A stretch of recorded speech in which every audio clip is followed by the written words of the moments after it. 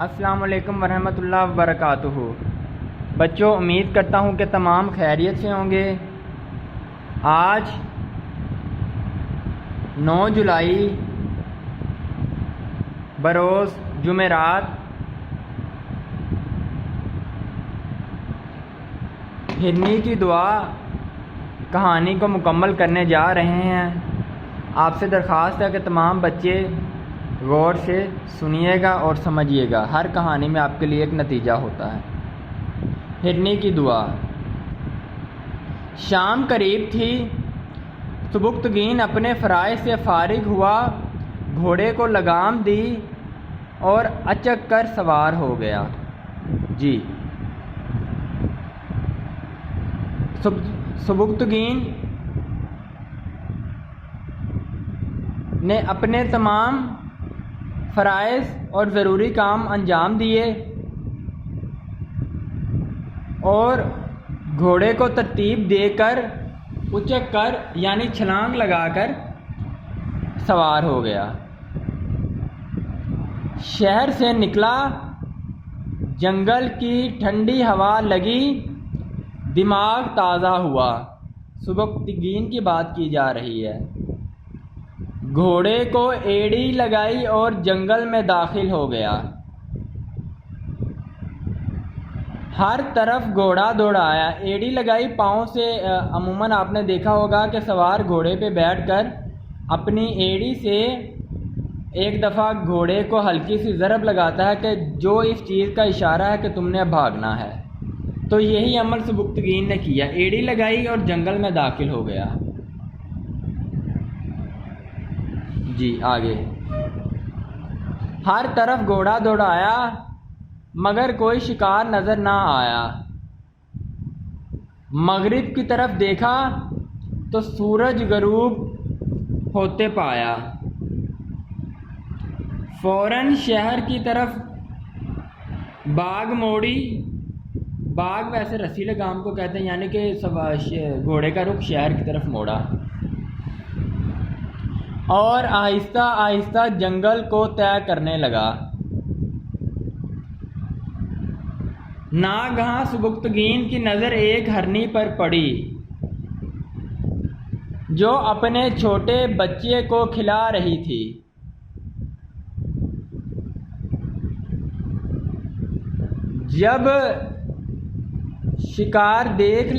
شکاری جب شکار دیکھ لیتا ہے تو صبر اس سے رخصت ہو جاتا ہے۔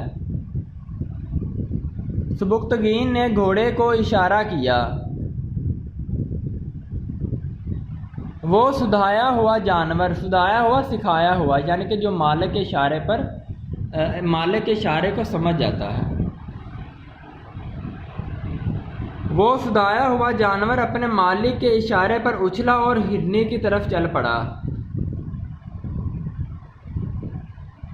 ہرنی نے شکاری کو دیکھا تو بچے کو ساتھ لے بھاگی۔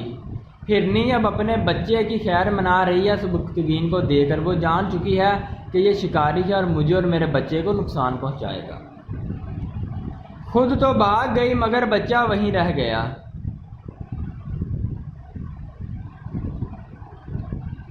ابھی یہ چند دن کا تھا، اس کی ٹانگیں کمزور تھیں۔ بچے کی بات کی جا رہی ہے کہ ابھی چھوٹا تھا اور اس کی ٹانگیں کمزور تھیں۔ سبکتگین نے سوچا خالی ہاتھ جانے سے بہتر ہے کہ اس بچے کو پکڑ لیا جائے۔ چنانچہ وہ گھوڑے سے نیچے اترا، بچے کو پکڑا، اس کی ٹانگیں باندھیں اور گھوڑے پر رکھ کر سوار ہو گیا۔ گھوڑا شہر کے قریب آن پہنچا۔ سبکتگین کو ایک سوگوار سی آواز سنائی دی۔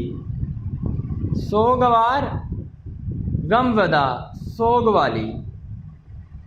اس نے پیچھے مڑ کر دیکھا، ہرنی اپنے بچے کے لیے اس کے پیچھے پیچھے آ رہی تھی۔ دیکھیں اس کہانی میں ماں کا پیار اور شفقت ابھی سے ظاہر ہو رہی ہے۔ آگے آئیں۔ سچ بات ہے، ماں جیسی محبت آپ کو کوئی نہیں کر سکتا۔ اگر کوئی ماں سے زیادہ محبت کا اشارہ بخشے یا ماں سے زیادہ محبت جتائے تو سمجھ لیں کہ وہ آپ کا بہت بڑا دشمن ہے۔ ماں، اللہ آپ سب کی ماؤں کو تندرستی، صحت کامل اور عمر دراز عطا فرمائے۔ ماں کی یہ محبت دیکھ کر سبکتگین کا دل پسیجا، شاید اسے اپنی ماں سے بچھڑنے کا وقت یاد آ گیا۔ اس نے گھوڑا روکا، ہرنی کے بچے کی ٹانگیں کھولیں اور اسے زمین پر ڈال دیا، یعنی کہ سبکتگین کے دل میں رحم آ چکا ہے۔ بچہ دوڑا اور اپنی ماں سے جا ملا۔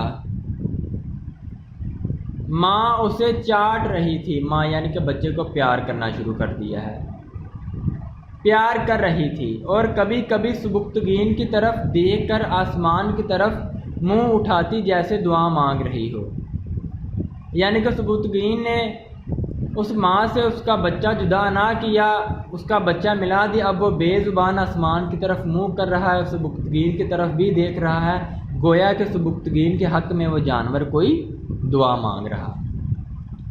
سبکتگین نے کچھ دیر یہ نظارہ دیکھا، نظارہ منظر، پھر اندھیرے کو ہر طرف سے بڑھتے پایا۔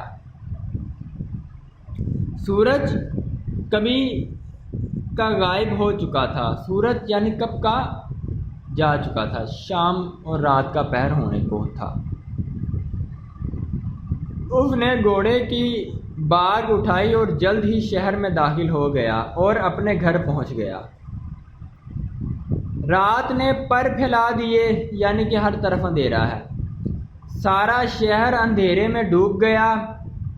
دن بھر کا تھکا ہارا سبکتگین اپنے بستر پر نیند کے مزے لے رہا تھا کہ ایک آگے آئیں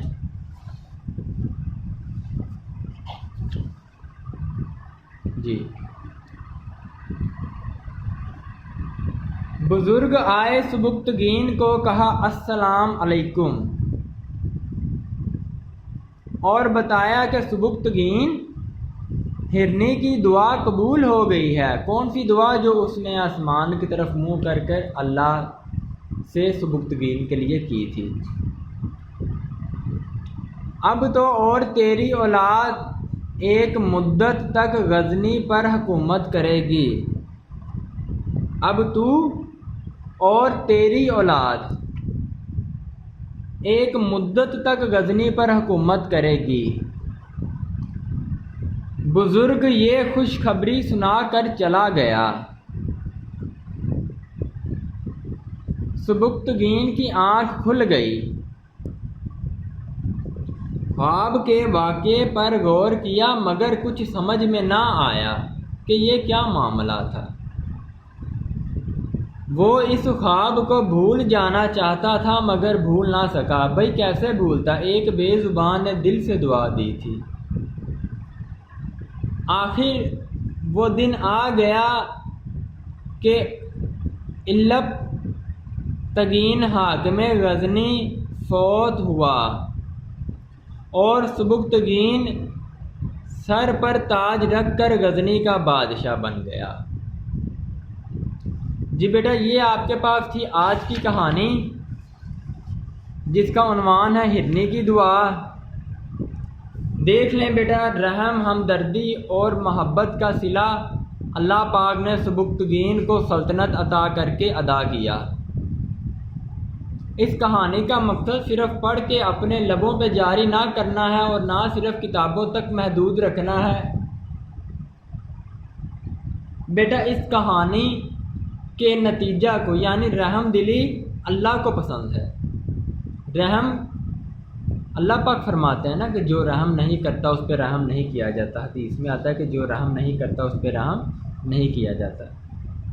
تو کوشش کریں کہ رحم کریں جانوروں پر، چھوٹوں پر، انسانوں پر، غریبوں پر، مساکین پر۔ اس کہانی کو پڑھنے کے بعد ایک دفعہ خوشخط اپنی کتابوں پر، اپنی کاپیوں پر لکھیے گا اور اپنے دلوں پر اس کہانی کو نقش کر لیں۔ جہاں بھی رحم کا موقع بنا، بھوکے کو کھانا کھلائیں، رحم کی صورت، پیاسے کو پانی پلائیں، رحم کی صورت، غریب کی مدد کریں رحم کی صورت، رحم کرنا بے شمار صورتوں میں آپ کے سامنے آ سکتا ہے، بس رحم کریں تاکہ آپ پر رحم کیا جائے۔ اس کہانی کو یاد کریے اور یاد کرنے کے بعد ایک دفعہ اپنی کاپی پر لکھیے۔ میں محمد رمضان تمام دوستوں سے اجازت چاہتا ہوں۔ السلام علیکم۔ اللہ آپ کو خوش رکھے، اللہ آپ کے والدین، آپ کی ماں، آپ کے باپ کو صحت و تندرستی اور لمبی زندگی عطا کرے۔ السلام علیکم ورحمۃ اللہ وبرکاتہ۔